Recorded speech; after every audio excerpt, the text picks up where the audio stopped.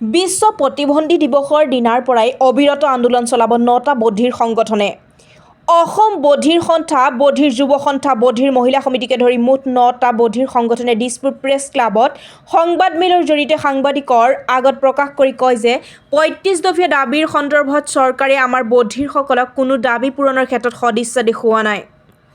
সেয়েহে আমি অহা ৩ ডিচেম্বৰ তাৰিখে অৰ্থাৎ বিশ্ব বিকলাংগ দিৱসৰ দিনাৰ পৰাই অবিৰত আন্দোলন চলাই যাম আৰু পূৰ্বতে ঘোষণা কৰা ৩ ডিচেম্বৰ বিশ্ব বিকলাংগ দিৱসটি প্ৰতাৰণা দিৱস হিচাপে পালন কৰা হ'ব।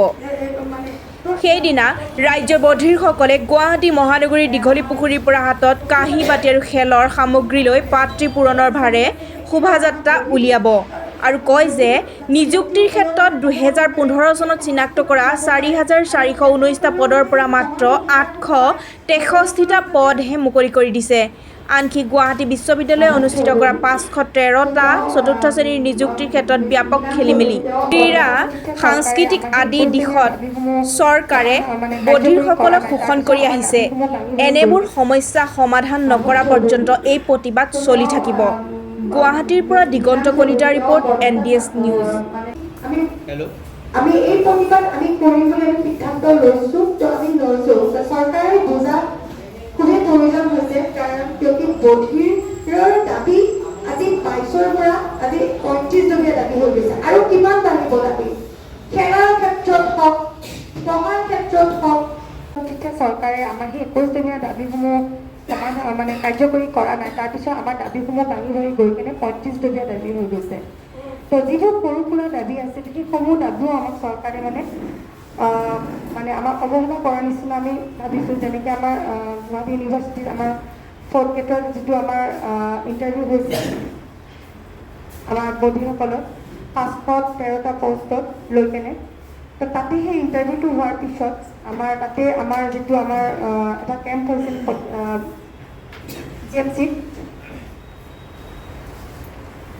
তাতে আমাৰ কেম্পটোত আমাৰ ভুৱা বধিৰ আমাৰ সেই ইণ্টাৰভিউটোৰ পিছত আমি ভুৱা বধি 40%ৰ বধি আমি বহুতকেইটা চিনাক্ত কৰিছিলোঁ।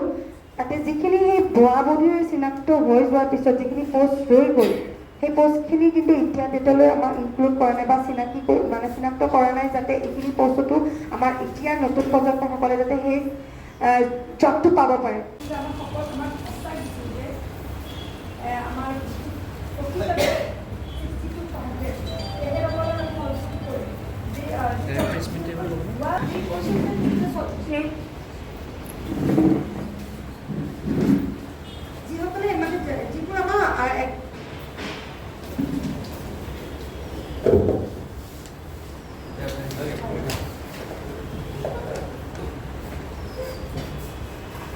এডিআইৰ যিটো এক্সাম হৈ গৈছে আমাৰ প্ৰতিযোগীসকলৰ কাৰণে, তো আমাৰ নৰ্মেল ব্যক্তিসকলৰ লগত একে সমানে কুৱেশ্যন পেপাৰ কাটিছে। তো আমি তাতেও আমি বিচাৰিছিলোঁ যাতে এজ এ স্পেচিয়েল সকলৰ কাৰণে যাতে কিছু ৰেহাই দিয়ে।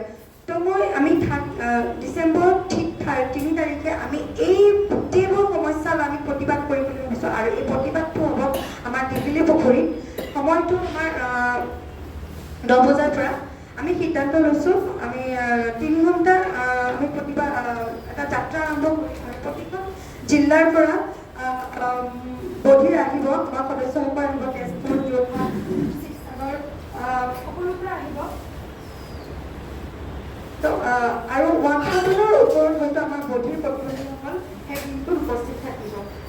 বহু উপলব্ধ কৰে এই সমাজখনে, তো এইকাৰণে যাতে বধিৰ কোনো ধৰণৰ উপলব্ধ নকৰে, আমি বধিৰসকলে নৱপ্ৰজন্ম যিসকল বধিৰ আহি আছে, নৱপ্ৰজন্ম তেখেতসকলক যাতে আগুৱাই লৈ যোৱা যিসকল অবধিসকলে সমাজখনৰ সুন্দৰভাৱে জীয়াই আছে, চলি আছে, একেধৰণে আমাৰ বধিৰ যাতে ব্যক্তিসকলৰ যে সম অধিকাৰে এই সমাজখনত জীয়াব পাৰে আৰু তেখেতসকলেও যাতে সেই সমান অধিকাৰসমূহ পায়।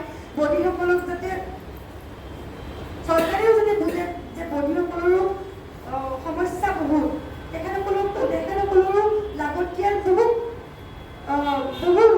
বস্তু আছে যাতে তেখেতসকলে যাতে পায়। যেনেকৈ আমাৰ আজিৰ দিনত আমাৰ বধিৰ নতুন বহুত ল'ৰা ছোৱালী এনেকুৱা ল'ৰা ছোৱালী আছে যিসকলে নেশ্যনেল লেভেল, ইণ্টাৰনেশ্যনেল লেভেলত খেলি আহিছে, কিন্তু তেখেতসকলৰ সেই চৰকাৰে খেলি আহে কিন্তু বাহিৰত বধিৰসকলৰ লগত কম্পিটিশ্যন কৰি, কিন্তু আমাৰ অসম চৰকাৰে সেই একেধৰণে সন্মানটো বা তেনেকৈ অসুবিধাজনক